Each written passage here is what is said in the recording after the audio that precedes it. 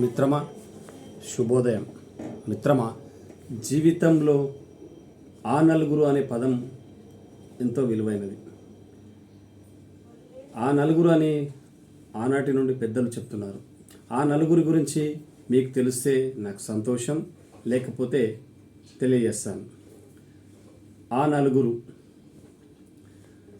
మన జీవితంలో నలుగురికి పంచితేనే జీవితం, నలుగురిని పెంచితేనే జీవితం, నలుగురిని బాగు చేస్తేనే జీవితం, నలుగురు మెచ్చుకుంటేనే జీవితం, నలుగురు వచ్చి పోతేనే జీవితం, నలుగురి మధ్య చచ్చిపోతేనే జీవితం, నలుగురు మోసుకెళ్తేనే జీవితం.